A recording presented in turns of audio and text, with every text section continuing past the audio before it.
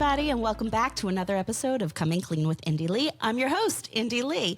Now, this podcast is all about living with passion, purpose, and being fully present. And I know this episode is not going to disappoint. Today, I'm sitting down with Eunice and Sabrina Moyle, the illustrator-writer sisters behind Hello Lucky. Now, Hello Lucky is a design studio based in San Francisco. They have everything from letterpress cards to children's books. In fact, in 2018, this power sister couple wrote 2 of their first books. My Dad is Amazing and My Mom is Magical, and it had instant success. That went on to have 15 children's book titles and has already sold over 1 million copies. So impressive. Now, I had the pleasure of meeting Sabrina and Eunice a couple weeks back when they asked me to speak at one of their virtual conferences celebrating kindness and Mental Health Awareness Month, and I instantly fell in love with what they are creating. Their products are all about joy, creativity, celebrating diversity, empowerment with a healthy dose of puns. I cannot wait for you guys to meet them. Hello, everybody. Okay, I have a feeling this is going to be one of the more fun, uplifting, not that my podcasts aren't uplifting, but Eunice and Sabrina have already made me laugh I don't know how many times while we're trying to get this work. So welcome to the podcast, Eunice and Sabrina. I'm so thrilled to be able to share your wisdom and creativity to our fans. So welcome. Thank you so much. Hello, We're hello. so excited to be here. Know. I think it's so cool to have, I've never done this where I have like 2 sisters on the show. So this is, and you're not in the same place either. Nope. And we'll try not to talk over each other the entire time. So, all right. So I have this crazy assumption hypothesis, right? And so my hypothesis based on people who I've been speaking to, doing the podcast, and just in life is that founders and entrepreneurs, you know, the successful ones, it's always because of something that happened in their life, right? For me, I had that awakening. For other people, it could be something that happened with their children, et cetera. But there's some kind of thing, either a passion point or a pain point or an awakening that really pushes them into creating this new role of purpose, right? And that, you know, whatever they're creating, that there's a purpose behind it, right? It's sort of like, you know what your why is. And I'm just curious, in testing my hypothesis, is there an awakening? Is there a passion point or maybe a pain point that then all of a sudden, you know, Hello Lucky became your purpose? That is such a great question. And I think your hypothesis is correct. Yes, ding, ding, ding, ding, ding. One more data point. And by the way, I asked this, but I never look for this answer because I'm always really curious. Yes, yeah. Totally. Well, so I think that there are 2 sort of turning points for us. And there's both pain and passion involved. You know, I think, and Eunice, I'll let you speak to this more. When we first started the company, I think we were both trying to escape the pain of not fitting in and not feeling like we belonged in a more corporate environment and wanting to find something that just made our hearts feel full and allowed us to really be creative. I was escaping from a consulting job, which, you know, it was nonprofit consulting. So it was technically purpose-driven consulting, but it was still consulting. And then Eunice was at a web design firm. So that was epiphany number 1. And Eunice, you can speak to your sort of the pain I think we were trying to escape. Oh, yeah. Well, I mean, I worked at a corporate web design firm during the first web crash. So you can imagine how that went. But even before that, I feel like, you know, I was always trying to bring sort of like quirky, like humor to corporate websites, which needless to say is not the greatest match.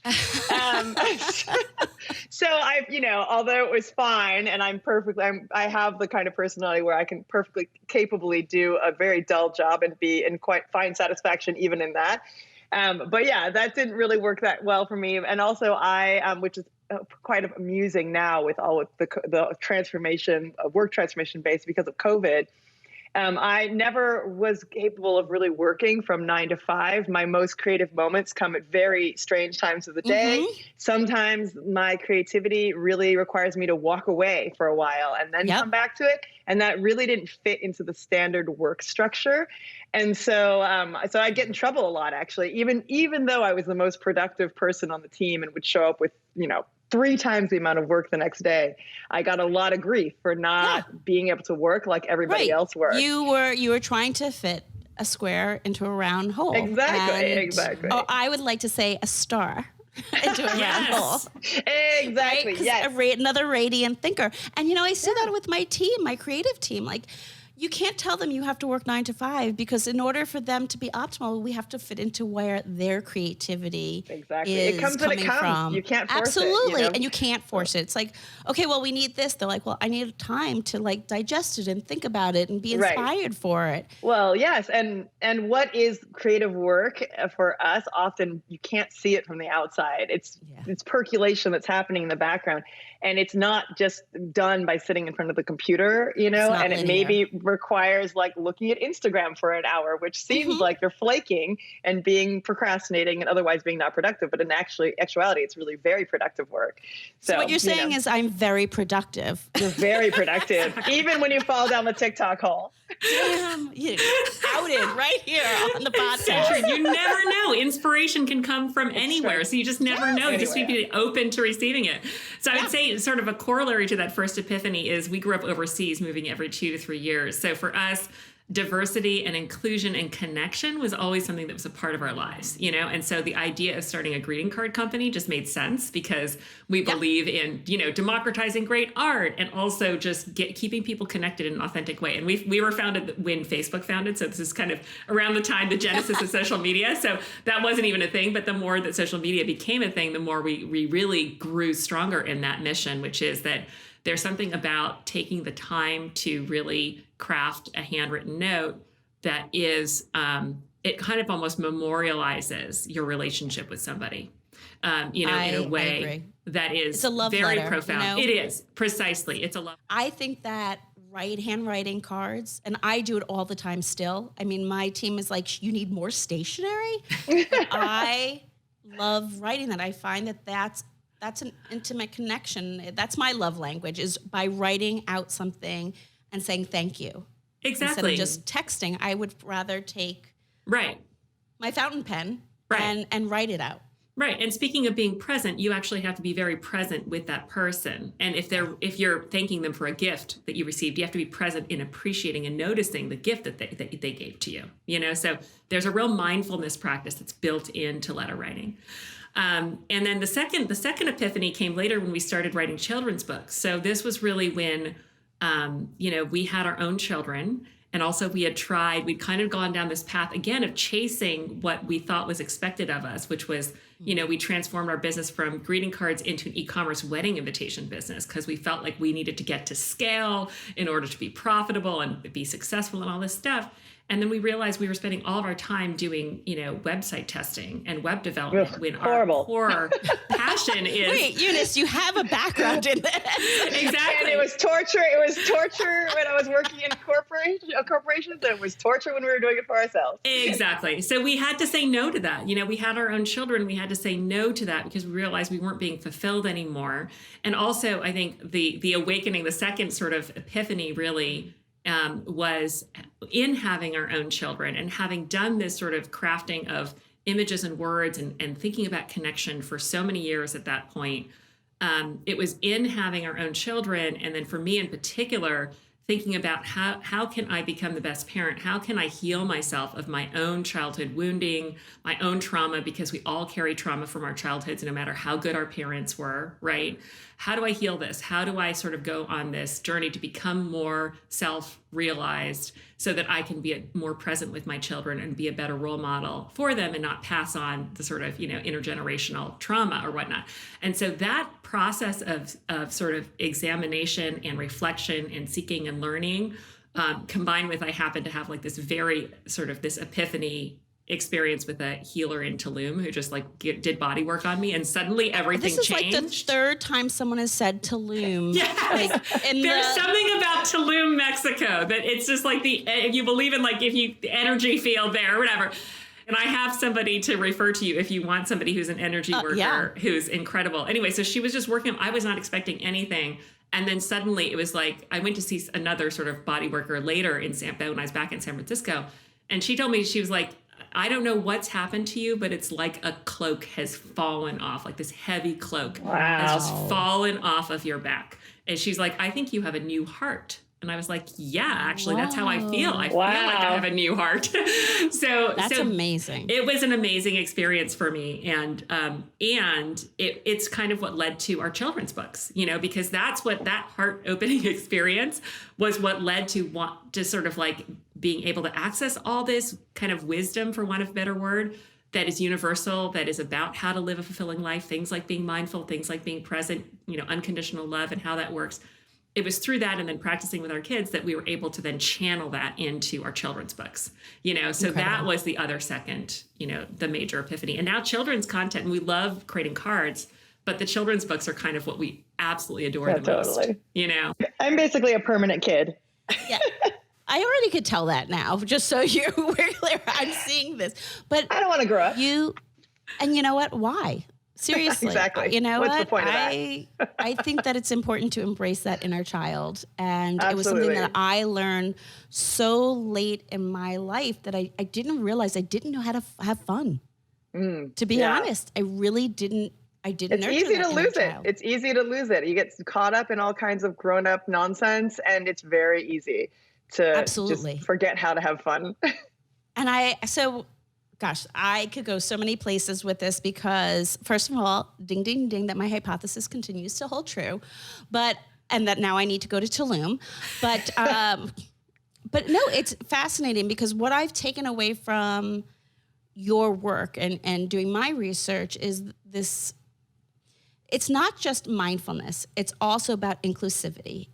Going back, you both grew up, obviously as sisters, in Asia and Africa. So how much of that early exposure to different cultures kind of really shaped you and what you're doing now? And you mentioned that, you didn't see people like yourself. So I'm really curious about how that kind of shaped you. Yeah, I mean, it's been hugely, I think it's really hard to define how it shaped us. I mean, I think it shaped us in so many different ways. I think we're very open to all types of experiences. And I think it created a lot of empathy, like when you interact with all kinds of different people and you see that we're all just human underneath it all, under our cultural differences, our race, our, whatever else, then you just develop an empathy for everybody. And I think we also, growing up outside of the US, we saw a lot of poverty, a lot of suffering, and I think it's when you see suffering too, that you develop compassion. Profound poverty as well. Profound poverty. So, we think there's all kinds of, we have gross injustice here in the United States too.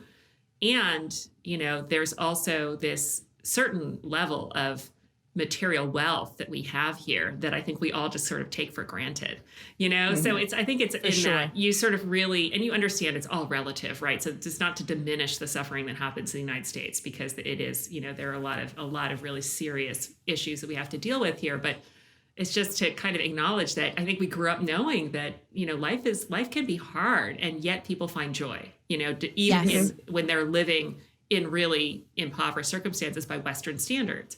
Right. Mm-hmm. So I don't know. So that definitely impacted us.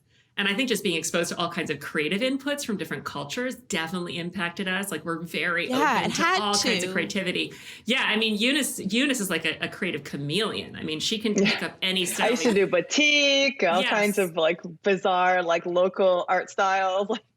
Yes. And then coming to our children's books, I think it profoundly influenced us, and that we have a real appreciation for kind of wisdom from around the world, because we grew up, immersed in like Taoism, Buddhism, Confucianism. That was just in the air around in the cultures where, and even, Islam was part of, that we lived in Malaysia. So it's a predominantly Muslim country. What an incredible, and in many ways, a gift to both of you from your parents. But then I'm sure there's a flip side to that too. Constantly moving, I mean, Eunice, I think there's a reason why you're a chameleon, because you constantly needed to adapt, right? Well, funnily enough, I actually loved it, because every time we moved, it was like stressful, but I always found it very exciting, because it was another opportunity to explore another part of your personality, like to try being like punk rock this time, or to try being goth this time, which is hilarious. There was a while in high school where I actually did kind of a goth thing, which is hysterical if you know me at all, because I am the least goth emo person on the planet. So it was a very odd moment in my life. I mean, I can't even imagine I can't even I was very fortunate that when I worked at HBO, I get to travel all over with them. So I'm exposed to a lot of different things but I think there's a different level of appreciation and immersion when you are living it. You know, me, I'm traveling, but you are actually there living it and seeing it firsthand and experiencing it through the eyes of your peers at a young age. Yeah. Yeah. Although that said, it's important to note that we were part of expat communities. So we were in a privileged bubble, so I just definitely want to own that. Oh, absolutely. But at the same time, like, for example, like in our school in China, we every year we would go for 2 weeks through rural China and stay at monasteries or with local families in very poor communities and to see how they lived and to learn about them. And that I think was, the kind of thing you just don't get growing up in the States. Right. No, I completely agree. And so you really, I see it, at least in the work that I've been looking at, what you guys have created, you really do bring that to Hello Lucky, especially as, the children's books, to create that inclusive environment and share that wisdom of what you've learned to young adults and children who get it more than, I hate to say it, oftentimes adults do. So your mission is to support, I wrote this down, support the highest good of the communities you work with and the planet. So I'd love for you guys to share with me some of the programs that you are involved with. It is amazing. Everybody, I will have this in the show notes, but your website alone and showing how you have various different community outreach is just beautiful. Something you both should be very proud of. Oh, it's really inspiring. Really inspiring. That is so sweet of you. Yes. So we have done a number of things over the years, and it's often shifting as new issues are coming to the fore that need attention, right? So, this year we made, contributions to organizations involved with Black Lives Matter and did a Black Lives Matter poster making party with kids. A big area of focus is an organization called the Mosaic Project, where I lead. I'm the board president, and they're a small grassroots Oakland-based organization that brings children together from different segregated socioeconomic and cultural sort of areas in the Bay Area. So from typically they have a cohort of kids who spend an entire week in nature together learning about empathy, mutual respect, self-respect, assertive communication, conflict resolution with music, and there's campfires, and they're going for hikes in the redwoods and living together, and they're fourth and fifth graders. So this is an immersive experience that's very much inspired by our childhood of bringing kids together from very different communities. Even though they live very close to each other, they have very, they would definitely not interact with each other, or go to totally segregated schools. And then they come together and they have this immersive experience where they learn about mutual respect and compassion and empathy. So that's a big one. We've done a lot of partnerships with them. I spend a lot of volunteer hours with them. And then we've also, hosted these kindness events, which you were wonderful enough to be part of. I loved it. Oh my gosh. Sign me up at any time like that. Mindfulness for me is a major part of my brand. It's not just the products that we put on a shelf. There's a whole purpose behind it to empower others. So I was like, I'm in. I'm like, keep going as long. It could go for 3 hours. I'm not going anywhere. I'm loving this. Totally. It's amazing. And so these events, we bring people together from our Instagram community who are generally creators, but we've also had other people who are teachers and poets and things like that in the past. But we basically bring creatives and people who just have wisdom to share together on a Zoom call. And everybody just shares. It's kind of like a show and tell type thing, but it is so inspiring. And that has been just, I think, a real way that we've been trying to give back to the community too. And then we created part of that. The impetus for that was a card that we created with Adrienne Bankert, who co-hosts those with us. She's a journalist and author, which was a couple of kindness cards with that theme that give 100% of proceeds back to Sacramento Helping Hands, which is a charity that serves the Sacramento community, which is where she's originally from. So that's been big. And then in the past, we've also done cause-related pins that give back to Planned Parenthood, the ACLU. We were super involved in kind of advocacy around the 2016 election. Also did some, postcard for the 2020 election to get out the vote. Oh, yeah. So we did We worked hard to get out the vote for the 2020. Yeah, for 2020 and for 2016. And 2016. Yeah. So those have been big. And then, recently, we've been involved in advocating for a long time ago, a trade agreement with Asia, which sounds a little bit odd, but we very much believe in, just sort of mindfully having, connection through commerce between different countries as well. So that was when Obama was president. And then more recently, I've been pretty involved in the last couple of years in advocating for paid family leave. So that's something that we have a real opportunity now in Congress to get passed. And, we're one of the only developed countries who doesn't have paid family leave at the federal level. Mind-boggling. It's mind-boggling. And also during COVID, realizing how much of the burden has been falling of care has been coming on women. It just seems like a no-brainer. Yeah. So I've done some of that too. I used to live in France, and if you see the difference between women they have government sponsored childcare from 3 months on. And it's the expectation, whether or not you work, that you would put your child in childcare so you could go on and do your thing as well, and it's just the contrast is just absurd. It is. I mean, I have so many friends who left the workforce to take care of their children, and reentry is almost impossible. And yet they were the CEO of their home. Right. Raising absolutely our future. And it's incredible. We can have a whole nother podcast. The multitasking on that skills one. Alone required. For sure. Well, yeah. For sure. And they say that as a parent, you're forced to grow yourself up. And it's true. You become so much more wise and grounded and self-aware as a human being when you have children, when you're actively engaged in the parenting process and recognize that it's partly your own growth that you're working on. Oh, yeah. That makes you such a valuable person in the workforce. I mean, that makes you such a great member of any team. So much from my children. Each one of them have taught me so much about myself and about life that I couldn't get in any class. They really hold up a mirror, that's for sure. Oh, yes. Good and bad.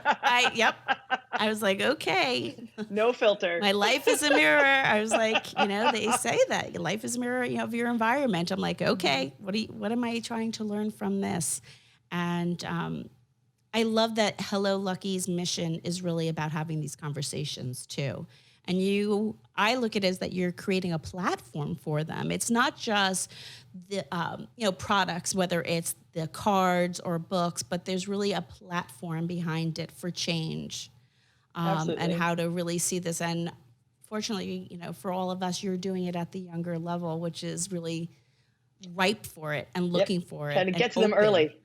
I just think that for us, we're really parenting is such a fascinating time because it is a time when people are ripe for change, for changing themselves. It's such an opportunity. It's another transition point in people's lives, right? Exactly. You have a couple of them throughout your life, and I totally believe that having children is one of the largest transitions because you really don't know what you're about to get into until you're thrown in the midst of it. I thought I was like, I know what I'm totally getting. No, I did not. I wouldn't change a thing, but it's an no incredible joke. Process. It's the hardest job in the world, without doubt. Most thankless job in the world. And thankless, hard, but also the most joyful and hilarious thing as well. Exactly, but yet the most rewarding one. I mean, people always ask, what am I proudest of? And it's never my company, it's my children. Yeah, absolutely. Those are my greatest accomplishments. Yes. The three of them, for sure. Yeah. Okay. Yes. So far as they don't walk in the middle of recording. This is like always the thing. Like I send out notes, do not come in. Mom is, you never know.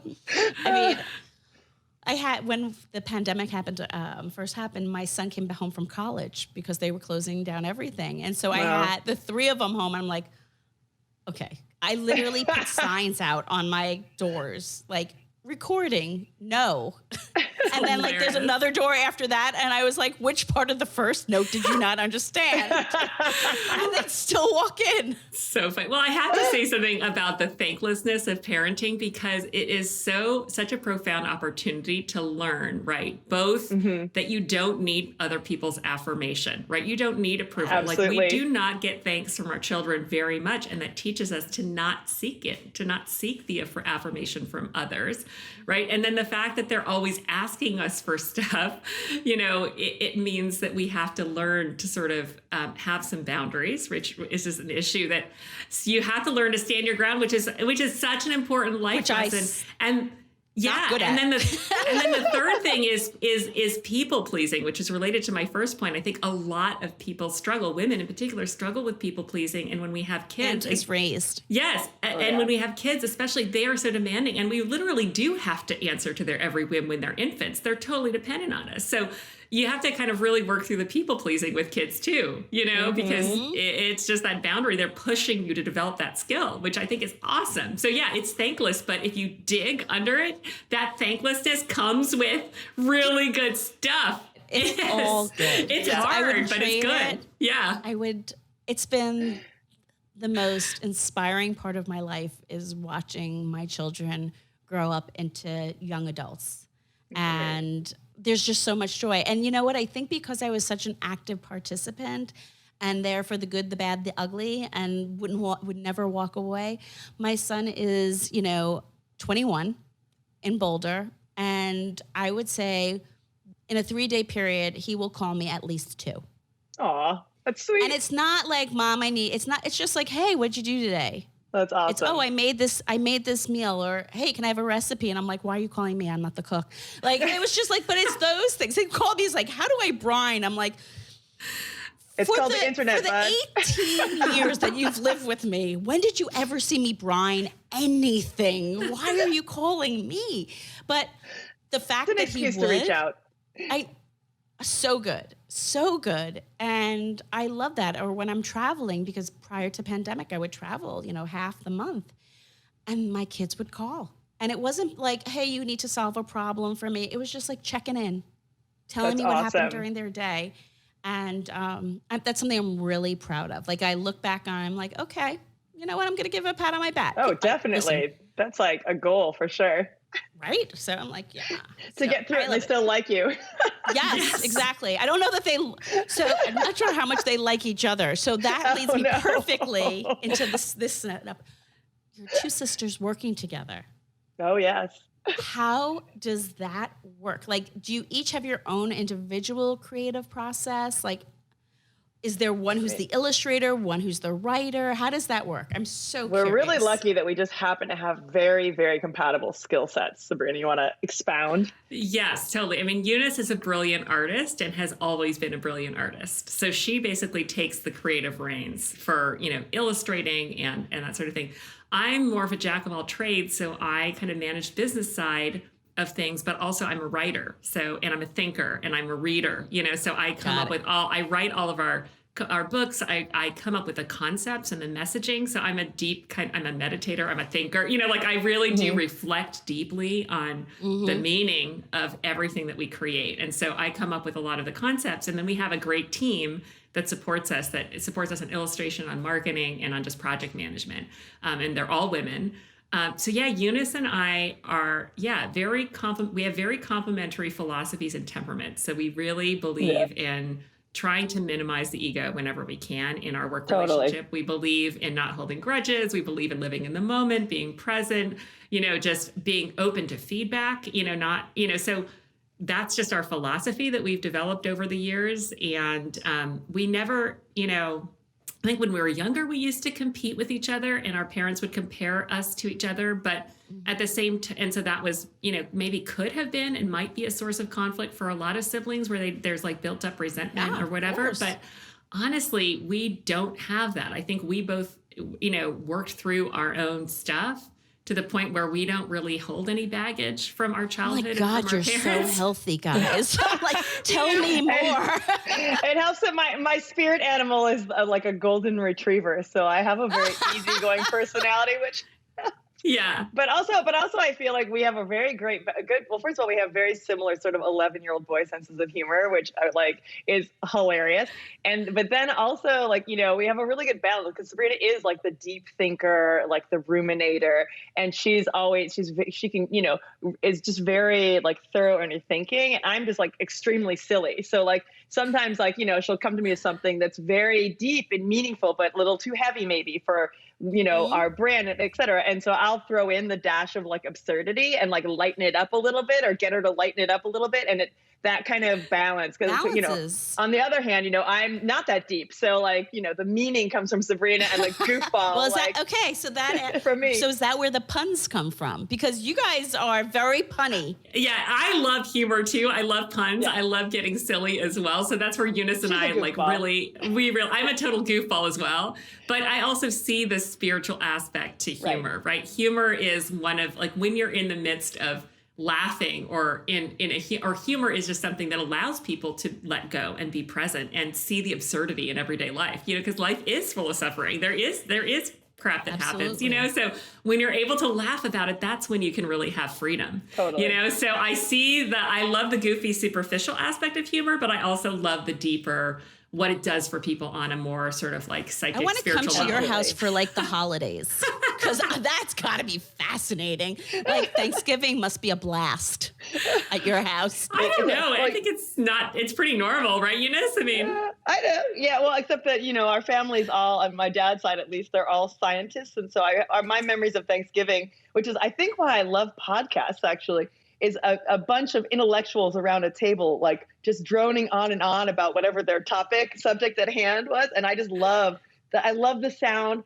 of somebody very intelligent who really knows their subject, no matter what it is, just like murmuring in my ear. I love it. Oh yeah. So I'm just going to, your parents don't remember having me, but I am the third sister. So I'll be there for the holidays. Perfect. Brilliant. Yep. I always wanted a stationery store. I swear. So I am a daughter of a printer. And I come from a long line of printers. Oh, wow. Yeah. So my grandfather was a printer on Long Island, had letterpress machines, like the whole, oh yeah. And then my dad took it over. It was a whole family affair, the whole thing. Yeah. So for me, in your blood. Very much. And all I would do when I was little, I said I actually wanted to be either an artist, because I loved going to their facility, their plant, and go into the art department and play with all of it and illustrate and have fun. But then I also loved the letterpress and all of that part of it. I mean, they had web presses and whatnot, but like they still had some of those old things, which I loved to play with and then create with. That's really hilarious, because I was just explaining to somebody that our father was a diplomat, and so he was essentially a bureaucrat. And he used to bring home, it's funny how these like things stick with you from being a kid. He used to bring home like, you know, unused forms and things for us to play with. And we used to stamp them and sign them and fill them out. And to this day, I have a weird affinity for administrative nonsense. Like when I lived in France has like this ridiculous administrative state where everything requires about 10,000 bits of paper in order to get it done. And I gotta say, it was sort of my happy place in a weird way. Oh my God. That's awesome. Oh my gosh. Okay. So I fit in so well. I did. I told my parents when I was younger, I wanted to have like a stationery store because I love paper. I love hand lettering. I've always been very into calligraphy, like all of those things, that side of me. And so reading your website, I was like, I want to go be with them. This is my life. I was like, yes, I love that. So yeah, it's all related. Yes. I mean, because you're doing, you know, your skincare line is about self-care, you know, and stationery is also about self-care. I agree. You know, it really is that connection. It is that connection. I love the feeling of a pen to paper. And I am very much, obviously with sustainability being top of mind, I love to use a tablet, but I can't just use a tablet. I had to get my iPad. I had to get like the paper, the matte finish for it. Oh yeah, definitely. So that I can feel the letters across. Absolutely. There's something wrong with me. I'm quite you. Sure about it. So I just had to ask that. Okay. So What is next for Hello Lucky? Wow. Ooh, exciting business. We'll see. Yes, exciting. So we're continuing to publish children's books. So we've got 4 books a year coming out, and so our next book is called School is Cool, and that's coming out next month in late July. That's a back to school book. And then we have a love board book called Bananas for You, which is a super silly, fun little board book about just how much you love the person. And then, our books, My Dad is Amazing and My Mom is Magical, have grandparent counterparts that are coming out featuring a dragon and a lion. So those are going to be coming out next year. So we have a whole slew of books and our first graphic novel. Yes, I'm mildly panicking about that right now as we speak. Deadline's looming. Yeah, so it's a unicorn and a flying squirrel in space. So, oh my God. It's hilarious. I can attest to the fact that it is hilarious. It is just absurd and ridiculous and hilarious. Yes. And fantastic. I have no doubt. Yeah, that's very exciting. And obviously we're continuing to do our cards. And one of the things we're most excited about with our cards is we're doing these bundles of cards where people can just grab, 5 for an occasion. And that's been really popular on our website. So we're excited about that. I have some. Yes. So that's great. And Thank you. And then finally we've been working for now almost 2 years on developing a children's animated series with the Jim Henson Company called Hello Fingers Magic. Crossed. Oh my gosh, I'm putting it out there. I know, put it out into the universe because we're just still in negotiations with a major network to pick it. They want to pick it up and develop it, but we're still in the contract negotiation phase with them. But it's looking very promising, and so hopefully, amazing. Okay, everybody, we will have put that out to the universe. A preschool animated series based on our book Kindness Rules, and also just inspired by all the characters in our books. Hopefully, that'll be hitting wherever you get amazing. your streaming at some point in the next couple of years. So, okay, perfectly. So that you guys have really just led me up for everything. It's great. Okay, so then with all that going on, being entrepreneurs, being creative spirits, being a deep thinker, being parents, how do you find time for you? You got to make that time. Schedule it in. You have to prioritize it. And you have to realize it's not selfish. That self-care is the best care. And by caring for yourself, you're kind of filling up your own tank so that you can care for others. Absolutely. So, yeah. That was a lesson that took me a while to learn, I have to say. Yeah, as a former workaholic. That each one of you, yeah, me too. Is there one thing that each one of you does specifically for yourself? There are so many things. You're so different. Both of you guys are so different. Very different. So similar. It's very exciting because we have very different things. So hopefully your listeners will find there's something for everyone. So I read books on spiritual growth and development every night before I go to bed. So I just fill my mind with wisdom before I go to bed every night. I basically sleep on it and metabolize that information. That's how I go to sleep. Yep. Yes. And then that's what I want to feed myself with. Yeah, exactly. I feed my brain with that. And then I listen to those types of podcasts or books on Audible as well. So basically I'm very conscious about what I put into my brain. I try not to put stuff that's just junk or garbage into my mind or too stressful. And then I do meditate from time and do breathing exercises at least a couple times a week, if not more, and Sabrina, then we are related. Yeah. You were basic. I was like, tell everybody what else I do. Because I meditate every day. Right. I get up at 5. I do my exercise. I breathe. Yep. I love your meditation mist, by the way. It's the best. It's awesome. It's awesome. And then I have a wonderful Reiki practitioner. So I get Reiki once a week. So that's been amazing. That's and during amazing. During COVID, you can get it virtually. So that was pretty cool. So I do that and sometimes reflexology. But I have a pretty, it's a lot of, I dedicate a fair, at least, I would say total, probably 45 minutes to an hour every day to my own self-care. You can't pour from an empty cup. Exactly. Absolutely. And then Eunice has all kinds of other really super fun and it's very different. I know. I cannot wait to hear. Yes. Eunice might be my spirit animal, and Sabrina, you might be my true relative. Sabrina's it was a much more cerebral. Mine is all physical. I feel like it's so. I have my own version of meditation, but because I'm actually a terrible meditator, I find it in other ways. So I love to dance. So I do hip hop with a couple of really amazing dance teachers. like probably 4 or 5 times a week. And then I try to do some kind of exercise, like an hour a day, most days. So I do yoga, and I'm not an exerciser, by the way. I'm an absolute, like, just not an athlete at all, but I found dance and I love it. Mm-hmm. But that is kind of a meditation because you really can't think of anything else. You have to, and it really helps you get over like being so worried about the judgment of others because you just can't think about what other people are thinking and actually do it.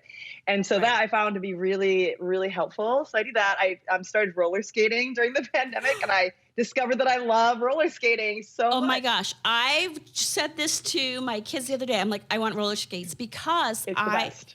Here's a fun fact for anybody listening to the podcast.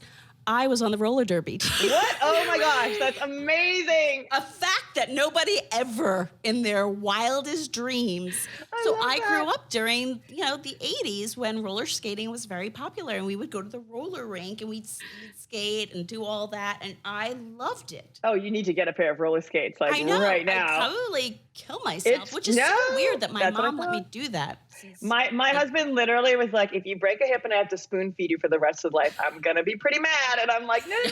But it is like one of the purest forms of joyful activity that I found. It's so fun. It's it's just a joy. And you feel like 10 years younger the minute you strap your skates on. Totally getting the roller skates. Yep. Like you got to join. And it's such the rage right now. So there's like tons of amazing. I don't know where I'd roller skate, but I'm sure there are places, but also the community is the roller skating community is a very like welcoming and inclusive community. So I just love that it's like everything from like little kids to like 80-year-old ladies. I mean, literally, I follow some people on Instagram who are literally in their 80s and have been skating this whole time and are just amazing.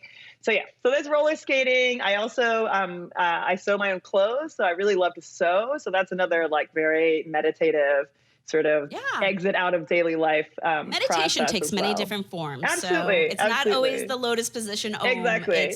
It's how do you clear your mind is really the way I see it. It's totally about clearing your mind and just kind of stepping away from sort of the just day-to-day annoyances and obligations and responsibilities and all that stuff and just taking a minute to just check out and do something just for you, So and I love being productive. So all of these things are sort of weirdly productive and meditative. I was just going to say, like a lot of my children's books, I write in meditation. Like it's when I'm taking a break from actual busy work that my best ideas come to me. And Eunice is the same way. It's like when you're not actually, it's like giving side eye to the project or something. It's like when you're not actually trying to stare it down, that the ideas just come through. You have to be relaxed. That's the creative process. You have to be open and relaxed and present. And your mind has to be free of all the clutter. So it's productive in its own way. Yeah, I always think of it like I'm percolating in the background while I'm doing something else. And the doing something else gives my brain time to kind of just sort of find the flow, So amazing. Yeah.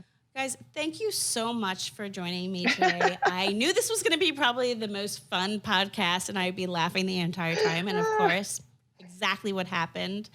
But I truly appreciate you joining me today, but also what you are creating out there in the world. It is a gift. You guys are a gift, truly. Oh, so thank you. Oh, we feel the same way about you, Indy. Absolutely. And thank you so much. And for all your listeners and supporters too. Where do people find you? Oh, I almost forgot. And it will be in the show notes, but important. Very important. We are a small women-owned business, so please do come and support us. We are at www.hellolucky.com. You can find us on Instagram at HelloLuckyCards and also at HelloLuckyKids. Amazing. And I'll make sure that's in the show notes.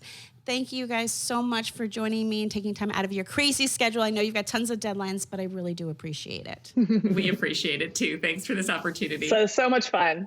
I hope you enjoyed today's episode of Coming Clean with Indy Lee. As always, if you like what you're hearing, hit the subscribe button and I'd love a review. And more importantly, if there are ideas for different guests or topics you'd love for me to cover, feel free to email me at comingclean@indylee.com. That's comingclean@indylee.com. See you next time.